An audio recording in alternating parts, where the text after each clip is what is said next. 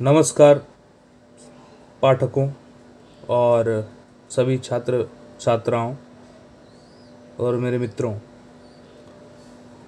आज से मैं यूपीएससी सिविल सर्विसेज परीक्षा की तैयारी कराने जा रहा हूं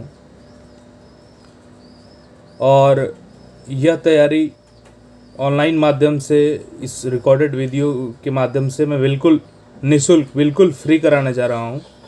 और यूपीएससी इतिहास में शायद ये प्रथम बार है, ये पहली बार ऐसा हो रहा है कि कोई भी शिक्षक संपूर्ण तैयारी बिना एक भी रुपए लिए हुए निःशुल्क कराएगा। मैं ऋषि कुमार पांडे, मैं खुद भी यूपीएससी की तैयारी कर चुका हूँ और अभी भी अध्ययनरत हूँ। हालांकि मैं खुद पासपोर्ट ऑफिस मुंबई में कार्यरत हूँ और समय की मेरे पास भी कमी है, परंतु फिर भी मैं जितना समय मिलता है उतना मैं प्रयास करूँगा कि गरीब से गरीब छात्र जो कि कोचिंग की महंगी महंगी 2 लाख 2.5 लाख फीस नहीं भर पाता है, जो कि कई बड़े शहरों में दिल्ली, पुणे, इलाहाबाद जाके तैयारी नहीं कर पाता है यूपीएससी की, उसका भी सपना पूरा हो। एक एक गरीब से गरीब बच्चों तक ये वीडियो पहुँचे, इसके लिए मैं आग्रह करूँगा कि इस वीडियो को ज़्यादा से ज़्यादा शेयर करें और चैनल को सब्सक्राइब करें।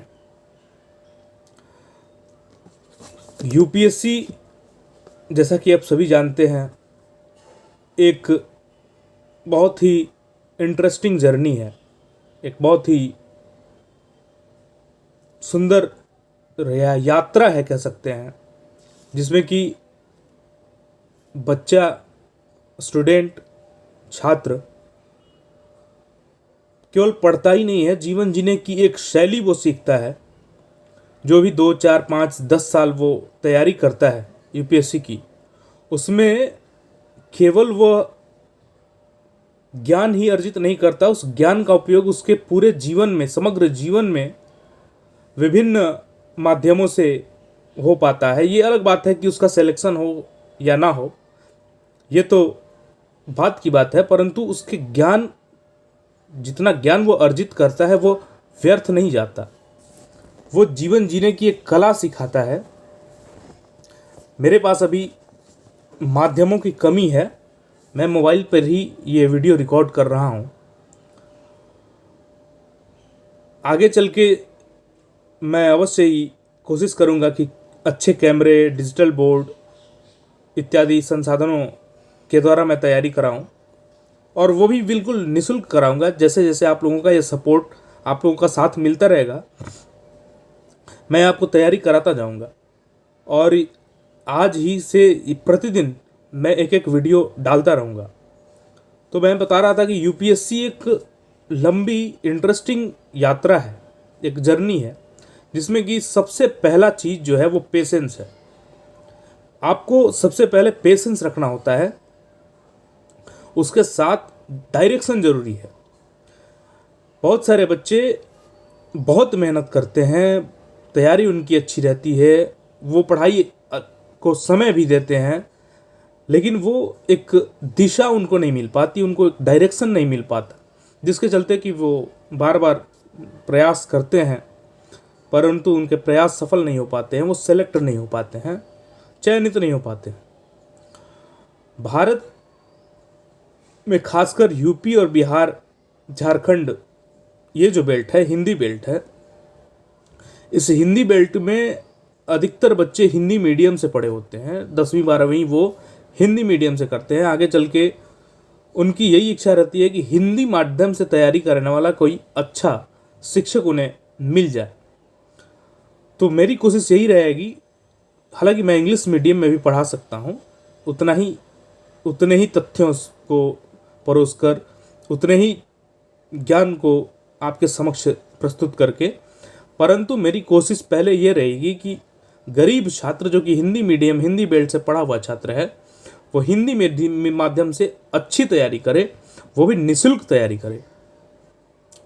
तो आगे समय व्यर्थ न करते हुए मैं आपको बता दूं कि 2 परीक्षाएं, लिखित परीक्षाएं होती हैं। पहले परीक्षा वैकल्पिक परीक्षा होती है, ऑब्जेक्टिव क्वेश्चन आते हैं उसमें, और दूसरी परीक्षा मुख्य परीक्षा जिसे मेंस परीक्षा कहते हैं। पहली परीक्षा पीटी परीक्षा और दूसरी मेंस परीक्षा। ये 2 परीक्षाओं को उत्तीर्ण करने के बाद आपको आगे चल के साक्षात्कार इंटरव्यू देना होता है, और मुख्य परीक्षा और इंटरव्यू परीक्षा के सम्मिलित अंकों को जोड़ के, सम्मिलित मार्क्स को इंक्लूड करके आपका मेरिट बनता है और आप सिलेक्ट होते हैं। एक रिस्पॉन्सिबिलिटी, जिम्मेवारी सी होनी चाहिए बच्चों को, एक गंभीरता होनी चाहिए कि वो किस चीज़ की तैयारी कर रहे हैं। यूपीएससी कठिन तो है, परंतु उस कठिन यात्रा को आप कितनी जिम्मेवारी से, कितनी ईमानदारी से निभा रहे हैं, यह भी निर्भर करता है इस बात पे कि आप कितने आश्वस्त और कितना समय दे पाते हैं पढ़ाई को। तो व्यर्थ समय न करते हुए आगे हम आपको बताना चाहेंगे कि सामान्य अध्ययन इसका एक मुख्य भाग है। सामान्य अध्ययन में हमारे हिस्ट्री, इतिहास, ज्योग्राफी, भूगोल, पॉलिटी या सिविक्स बोल सकते हैं उसको, जो कि है राजनीति शास्त्र, इकोनॉमिक्स और बाकी एथिक्स, ये आते हैं। उसके अलावा हमको निबंध लिखना होता है, निबंध लेखन भी होता है, ऐसे राइटिंग सॉरी। तो इन सभी चीज़ों का समावेश होना चाहिए। और बाकी जो ये 40% ही हैं, 40% ही हैं जो कि आपको अंक लाने में सहायता करेंगे। बाकी का जो 60% है, बाकी जो 60% है, वो हमारा करंट अफेयर से आता है, जो कि आप डेली न्यूज़ देखते होंगे, डेली न्यूज़पेपर पढ़ के, मैगजीन्स पढ़ के आप पूरा करेंगे। तो जो थ्योरेटिकल पोर्शन है, जो कि history, geography, polity, civics, economics, ये जो है नीति शास्त्र है, एथिक्स, इन चीज़ों की तैयारी से मैं शुरुआत करता हूँ। साथ के साथ कनेक्टेड जो करंट अफेयर्स होंगे उनसे रिलेट कर के चीज़ों को हम पढ़ेंगे। बाकी करंट अफेयर्स का भी अलग वीडियो मैं लाऊंगा, बिल्कुल निःशुल्क। आपको कोई एक पैसा देने की ज़रूरत नहीं है। ये मेरा प्रयास है कि गरीब से गरीब बच्चा भी, जिसका ये सपना हो कि मैं यूपीएससी में सेलेक्ट हूँ, उसके सपने को पूरा करने का ये बीड़ा मैं उठा रहा हूँ। बहुत सारे शिक्षकों को ये बुरा लग सकता है, बहुत सारे कोचिंग संस्थान इसका विरोध भी कर सकते हैं, परंतु मैं सभी विरोध को झेलने के लिए तैयार हूँ। बस आप मेरा सपोर्ट करते रहिए, आप मेरा साथ देते रहिए, वही मेरे लिए काफ़ी है। तो सबसे पहले आज ही के दिन से मैं इसी वीडियो से पढ़ाई को स्टार्ट कर देता हूँ, पढ़ाई को शुरू कर देता हूँ। तो चलते हैं, सबसे पहले इतिहास, हिस्ट्री को लेते हैं और हिस्ट्री से शुरुआत करते हैं। भारत का प्राचीन इतिहास, इस विषय को, इस टॉपिक से हम शुरुआत करते हैं। भारत का प्राचीन इतिहास आपको सामान्य अध्ययन में तो मदद करेगा ही, यदि आप वैकल्पिक विषय में इतिहास को चुनते हैं तो भी ये आपकी काफ़ी हद तक मदद करेगा। और आपके सुझाव निरंतर मेरे लिए आवश्यक हैं। आप सुझाव दीजिए कि किस प्रकार से मैं पढ़ाऊँ, किस प्रकार से मैं वीडियो बनाऊँ, ताकि आपको ज़्यादा से ज़्यादा आप उसको ग्रैब कर सके। क्योंकि लाइव वीडियो की फैसिलिटी अभी मैं अवेल नहीं कर पा रहा हूँ, आगे चल के वो भी मैं करूँगा, परंतु जितना हो पा रहा है मेरे से अभी रिकॉर्डेड वीडियो के माध्यम से ही मैं प्रयास कर रहा हूँ अधिक से अधिक ज्ञान आपको, अधिक से अधिक पढ़ाई आपको देने की। तो आप कमेंट में अवश्य लिखें कि आपको किस प्रकार से, क्या शैली होनी चाहिए पढ़ाने की। मैं कोई बहुत विद्वान स्कॉलर तो नहीं हूँ, इस फील्ड में उतरने के लिए, यूपीएससी का टीचर बनने के लिए उतनी योग्यता मेरे में नहीं है शायद, परंतु फिर भी मैं प्रयासरत हूँ, अध्ययनरत भी हूँ मुझे लगता है कि मैं आपको डिलीवर कर सकता हूँ, मैं आपको पढ़ा सकता हूँ। तो भारत का प्राचीन इतिहास की सूची पे हम नज़र डालते हैं, प्रस्तावना की एक सूची जो है कि क्या क्या इसमें पढ़ना रहता है। तो इसमें हमको भारत का प्राचीन इतिहास का महत्व पढ़ना है। इस महत्व में किस प्रकार भारत में विविधता में एकता है, डाइवर्सिटी है, यूनिटी इन डाइवर्सिटी है, अलग अलग जातियाँ, अलग अलग धर्म, अलग अलग भाषाएं, अलग अलग पहनावे, अलग अलग भौगोलिक स्थितियाँ, राजनीतिक स्थितियाँ, सांस्कृतिक परिवर्तन, इन सब के बावजूद भी भारत किस प्रकार से इतनी पुरानी सभ्यता शायद ही दुनिया में स्थिर रह पाई हो, लेकिन भारत फिर भी किस प्रकार से अपने विविधता में एकता को समेटे हुए है। वर्तमान के लिए अतीत की प्रासंगिकता क्या है, क्यों हम इतिहास को पढ़ें, ये पुरानी बातें हैं, अभी वर्तमान में जिए। लोगों का ऐसा मानना है कि वर्तमान में जियो यार, पुरानी बातों को पढ़ के क्या फ़ायदा। तो ऐसा नहीं है, सबकी एक प्रासंगिकता होती है, एक अनिवार्यता होती है। बिना इतिहास के यदि हम अपने जीवन को आगे बढ़ाने की कोशिश करेंगे तो बिना सीखे ही, बिना एक्सपीरियंस के आदमी कैसे होगा। आज तो हर नौकरी में, हर जॉब, हर पेशे में आपको एक्सपीरियंस, अनुभव की ज़रूरत पड़ती है। तो वो अनुभव कहाँ से आता है? वो आपका एक एक दिन जो बीतता है वो अतीत से आता है, वो इतिहास है। इतिहास से हमें ये सीखना होता है कि ये गलतियाँ मैंने की हैं तो आगे ये गलतियाँ न दोहराई जाए, और हमें किस प्रकार से अपनी जीवन शैली को, जीवन यापन को आगे बढ़ाना है, जीवन को जीना है। एक कला होती है जो कि हमें इतिहास से पता चलती है। तो वर्तमान के लिए अतीत की प्रासंगिकता क्या है, इसके आगे हम पढ़ेंगे कि कालक्रम कैसे विभाजित है, कब से सभ्यता शुरुआत हुई, हमारी सिविलाइजेशन कब से स्टार्ट हुई है, किस प्रकार मानव ने जीना सीखा, मानव का खाना पीना, रहना, कृषि करना, एक जगह बस जाना, उसके बाद धीरे धीरे सभ्यताएं बनना, उसके बाद राज्य निर्माण, राजशाही, किस प्रकार से युद्ध हुए, किस प्रकार से राजनीतिक भौगोलिक सीमाएं तय की गईं, लोगों के पहनावे तय किए गए, लोगों का खान पान, लिपियाँ किस प्रकार से विकसित हुई, ये सारे कालक्रम में हम पढ़ेंगे। आगे हम पढ़ेंगे उन इतिहासकारों के बारे में जिन्होंने कि प्राचीन भारत पर प्रकाश डाला है, प्राचीन भारत के बारे में हमें अवगत कराया है। उन इतिहासकारों का क्या महत्व है, औपनिवेशिक दृष्टि से उनका योगदान क्या रहा है, राष्ट्रवादी दृष्टि से राष्ट्र के लिए कैसे उन्होंने योगदान किया है, राष्ट्रवादी दृष्टि से उनका योगदान, इसके बारे में पढ़ेंगे। गैर राजनीतिक इतिहास के बारे में भी पढ़ेंगे। उसके अलावे सांप्रदायिक दृष्टिकोण क्या है उन इतिहासकारों का, धार्मिक दृष्टिकोण, आध्यात्मिक दृष्टिकोण, इन सब का भी असर पड़ता है, वो क्या है। फिर इनका कालक्रम क्या रहा है, किस किस कालक्रम में इन लेखकों ने अपना योगदान दिया है, कि किस किस कालखंडों में इन इतिहासकारों ने क्या क्या लिखा है, इनकी पुस्तकें, और पुरातात्विक सर्वेक्षण, पुरातत्वविदों द्वारा खुदाई करना, पुरानी सभ्यताओं को रिवील करना, उसको लोगों के सामने लाना, इन सब कार्य के बारे में पढ़ेंगे। उसके आगे है जो टॉपिक है वो है इतिहास का निर्माण और उसके स्रोत।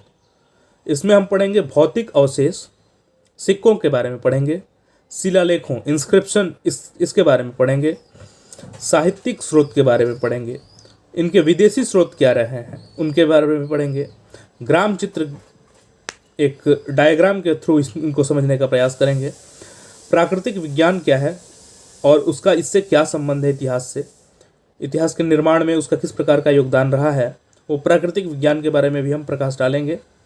इतिहास बोध, इतिहास निर्माण और इसका कालक्रम क्या है, इसके बारे में पढ़ेंगे। अगला चौथा जो टॉपिक है वो है भौगोलिक स्थिति। भौगोलिक स्थिति में भारत का उद्भव कैसे हुआ, भारत देश का निर्माण कैसे हुआ, इस भारत देश के निर्माण में मानसून की भूमिका क्या है।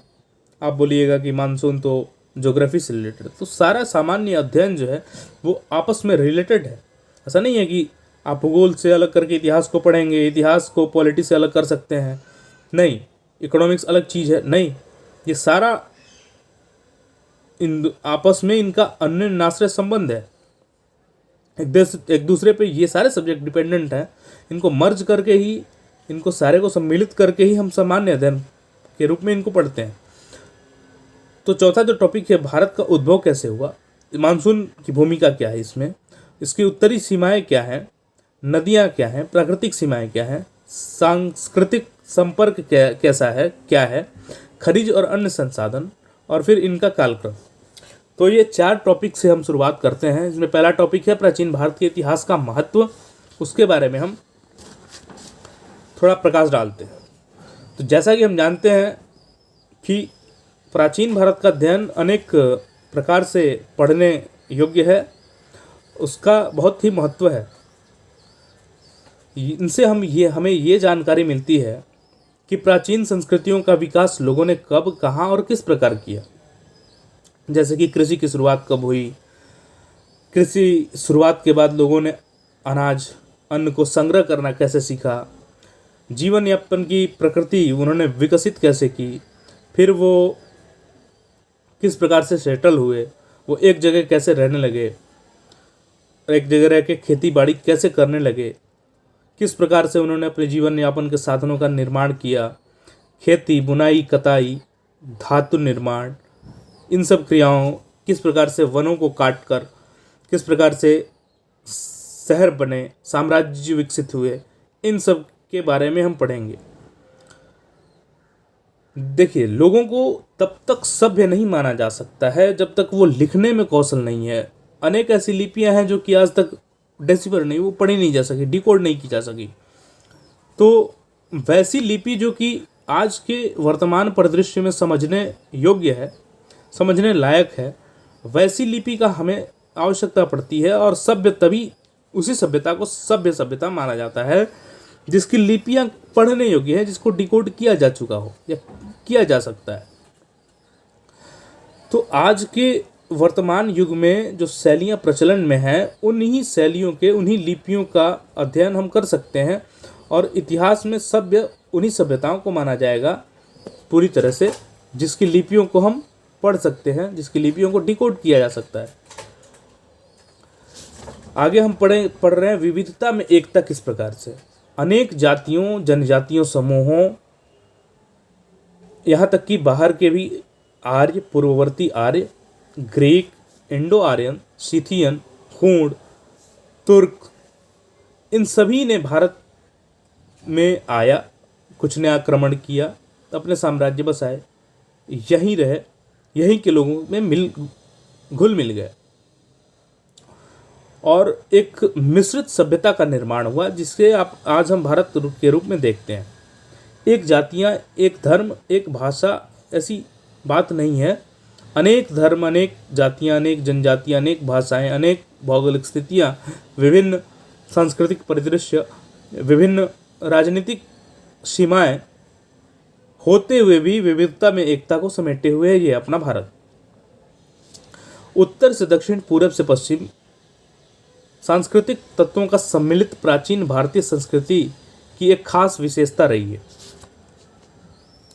आर्यों को उत्तर में वैदिक एवं पौराणिक संस्कृति तथा आर्यों से पहले की संस्कृति को दक्षिण के द्रविड़ एवं तमिल संस्कृति से जोड़कर देखा जा सकता है। हम चलते हैं ईसा के 1500 से लेकर 500 ईसा पूर्व में, जिसमें कि आर्य सभ्यता विकसित हुई भारत में, तो जिसे हम वैदिक सभ्यता भी कहते हैं। ये शब्द जो हैं, जैसे कि मुंडा, द्रविड़ और भी कई संस्कृत से जुड़े हुए शब्द आपको देखने को मिलेंगे। अलग अलग हम इनका विश्लेषण करेंगे। तो ये शब्द जो है वो प्रायद्वीपीय और गैर वैदिक भारत से संबंधित विचार, संस्था, उत्पाद और अस्तित्व की ओर इशारा करते हैं। इसी तरह संगम साहित्य कहे जाने वाले प्राचीन तमिल जो ग्रंथ हैं, उनमें पाली और संस्कृत के भी कई शब्द पाए जाते हैं। कहने का मतलब समझिएगा, रिलेट कीजिएगा आप, कि चाहे वो दक्षिण भारत का इतिहास लिखा गया हो, संगम साहित्य हो, या उत्तर भारत में रामायण महाभारत की रचना हो, इन सभी में पाली शब्द, संस्कृत शब्द, इन सभी का मिश्रण है। ऐसे बात नहीं है कि इनकी लिपि जो है बिना मिश्रित किए हुए मतलब आगे बढ़ती रही है। लिपियों में, भाषाओं में अनेक मिश्रण हुए हैं। वो मिश्रण आगे चल के आज हम हिंदी भाषा के रूप में देखते हैं। उनका अपभ्रंश होता रहा संस्कृत भाषाओं में, जैसे देशज भाषाएं, विदेशज भाषाएं, इन भाषाओं का आपस में मिश्रण हुआ। जैसे कि फॉर एग्जांपल एक हम कलम जो कहते हैं, कलम का शुद्ध संस्कृत शब्द लेखनी है। ये कलम जो है ये विदेशी भाषा से विदेशज शब्द है, जिसको हिंदी में आत्मसात कर लिया गया, हिंदी में सम्मिलित कर लिया गया। तो इस प्रकार भारत में गंगा के मैदानों में विकसित विचारों और संस्थाओं को दर्शाने वाली यह भाषा थी संस्कृत। आर्यों से पहले भी पूर्वी प्रदेशों में रहने वाली जनजातियों ने इस दिशा में अपने महत्वपूर्ण योगदान दिए। इस क्षेत्र में मुंडा या कोलारियन भाषा बोलते थे। इंडो आर्यन भारत में प्रयुक्त कपास, नौकायन, खुदाई, डंडा इत्यादि जैसे कई शब्दों को भाषाविदों ने मूलतः मुंडा शब्द से लिया गया बताया है। इंडो आर्यन संस्कृति में प्रचुर मात्रा में ऐसे शब्द विद्यमान हैं।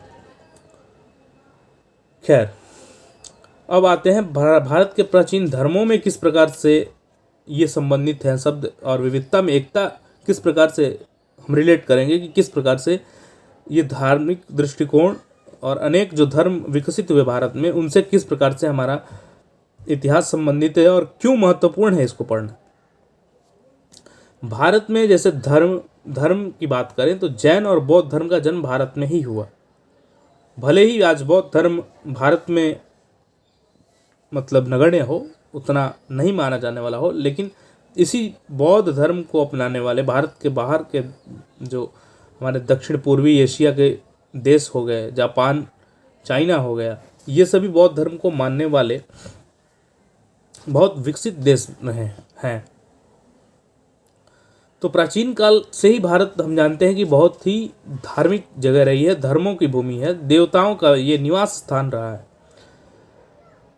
प्राचीन भारत में ब्राह्मण या हिंदू धर्म, जैन और बौद्ध धर्म का जन्म हुआ, किंतु इन सभी धर्मों संस्कृतियों ने आपस में सामंजस्य और संवाद स्थापित किया। भारतवासी बेशक भिन्न भिन्न भाषा, धर्म और सामाजिक रीति रिवाज को मानते हैं, लेकिन उनकी नियत जीवन शैली एक समान ही है लगभग। हमारा देश विविधताओं के बावजूद अपनी अंतर्निहित गहरी एकता को दर्शाता है, इसमें कोई संदेह नहीं। यहाँ अतीत काल में लोगों ने एकता के लिए काफी संघर्ष किया। हालांकि इसके भीतर कई राज्य, भाषा, संस्कृति, समुदाय थे और धीरे धीरे लोगों ने प्रादेशिक विभाजन के बाद भी एकता को बरकरार रखा, एकता को बनाए रखा। कई राज्य, अलग अलग भाषाएं, अलग अलग संस्कृतियां, विभिन्न समुदाय, ये होते हुए भी उनकी एक प्रादेशिक पहचान होते हुए भी उन्होंने एक राष्ट्रीय पहचान के रूप में भी अपने को समेटे रखा, अपने को उसमें बहुत आगे बढ़ाया। आर्यों की बात करें तो आर्य के नाम पे ही हमारे देश का एक नाम आर्यावर्त भी है, जिसका दूसरा नाम भारतवर्ष या भारत भूमि जिसका अर्थ होता है। ऋग्वेद और महाभारत में भारत की व्याख्या जनजाति या परिवार के रूप में मिलती है, लेकिन भारत और उत्तरवर्ती गुप्त काल के संस्कृत ग्रंथों में भारतवर्ष की ही चर्चा है। इसके बाद हिंदू शब्द की उत्पत्ति के लिए जो शिलालेख महत्वपूर्ण हो जाते हैं वो ईरानी शिलालेख है। हिंदू शब्द का उल्लेख सबसे पहले ईसा पूर्व 5वीं और 6वीं शताब्दी के आसपास के शिलालेखों में मिलता है। यह संस्कृत के सिंधु शब्द से लिया गया है। जो सिंधु नदी थी उसके किनारे वाले बसने वाले लोगों को मुख्यतः हिंदू कहा गया है। ईरानी भाषा में स ध्वनि बदलकर ह हो जाती है। ईरानी शिलालेखों में हिंदू की चर्चा इंदस पर स्थित एक जिले के रूप में, इंडस, जिस रिवर को इंडस कहा जाता है, वो जो सिंधु नदी है, उसी इंदस को वो हिंदू, उसके किनारे बसने वाले लोगों को वो हिंदू कहते हैं। इसलिए पुराने समय में हिंदू का तात्पर्य एक प्रादेशिक इकाई से ही था। इसका संबंध न तो धर्म से था और न ही समुदाय से। हमारे प्राचीन जो कवि हैं, दार्शनिक हैं, लेखक हैं, वो एक अखंड इकाई के रूप में इस भारतवर्ष को देखते हैं। वे इस भूखंड को हिमालय से लेकर समुद्र तक एक छत्र फैले हुए विस्तृत साम्राज्य के रूप में बताते हैं।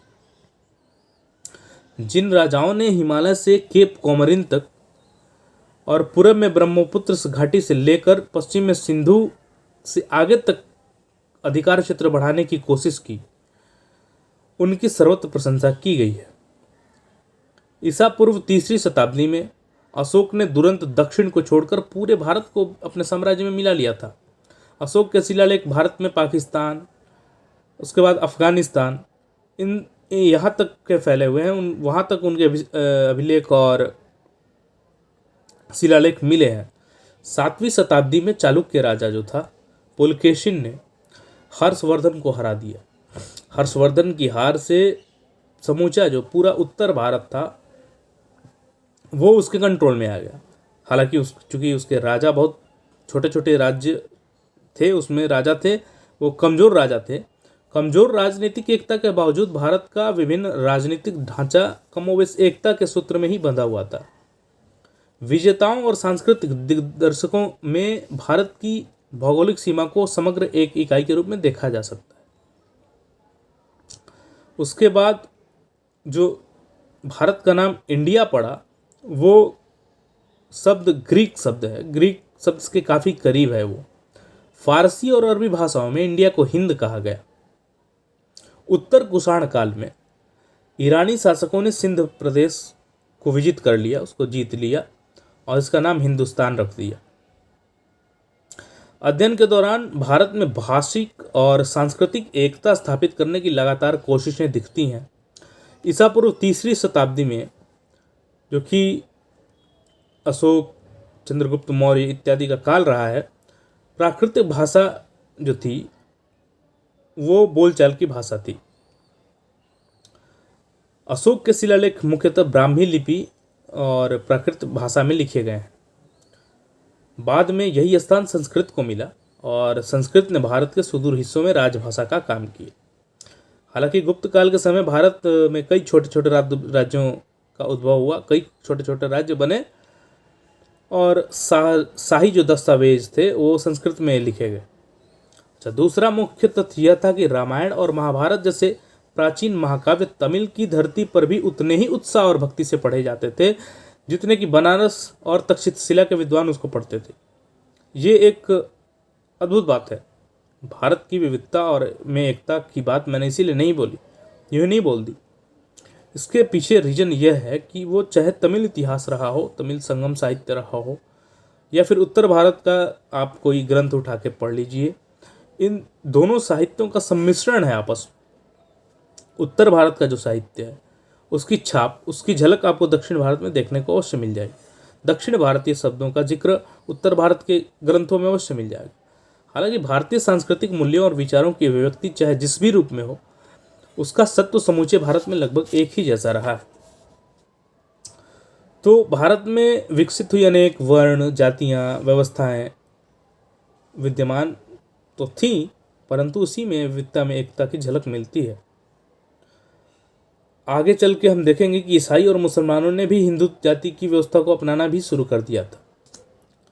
अब आते हैं सबसे महत्वपूर्ण विषय पे, जो विषय वस्तु है कि इसकी प्रासंगिकता क्या है। भाई, अतीत को हम क्यों पढ़ें, वह इतिहास को हम क्यों इतना तवज्जो, इतना महत्व दें, उसकी प्रासंगिकता क्या है। वर्तमान के लिए आप अतीत की प्रासंगिकता बताइए। तो अतीत की प्रासंगिकता हम इस प्रकार से समझ सकते हैं कि वर्तमान में बहुत सारी समस्याओं के मद्देनज़र भारत के अतीत के अध्ययन का महत्व और भी बढ़ जाता है। कैसे?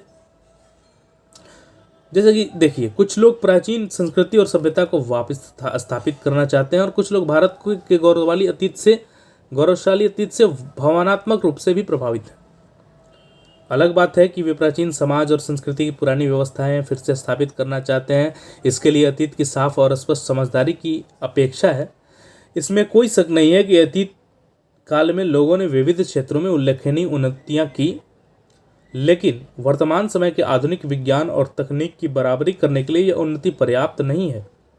हम इस तथ्य की अनदेखी नहीं कर सकते कि प्राचीन भारतीय समाज में सामाजिक अन्याय भी प्रमुखता से विद्यमान था। निचले तबके के लोगों, विशेषकर शूद्रों, अतिशूद्रों, अस्पृश्यों, उनको अक्षम बना दिया गया था। वह आधुनिक मस्तिष्क के लिए असह्य था। इसी तरह न्याय व्यवस्था, महिलाओं के साथ भेदभाव की प्रथा पुरुषों के पक्ष में काम करती दिखती थी। जीवन के पुराने तौर तरीके स्वाभाविक रूप से इतनी असमानता को पुनर्जीवित और मजबूत करेंगे। प्राचीन काल में लोगों द्वारा प्रकृति और मनुष्य प्रदत्त आपदाओं पर विजय पाने की सफलता हमारे भीतर एक उम्मीद जगा सकती है और भविष्य के लिए हमें इसे संबल दे सकती है। लेकिन अतीत की तरफ जाने के किसी भी प्रयास का मतलब होगा कि उस सामाजिक असमानता को बनाए रखना जिससे भारत पीड़ित है।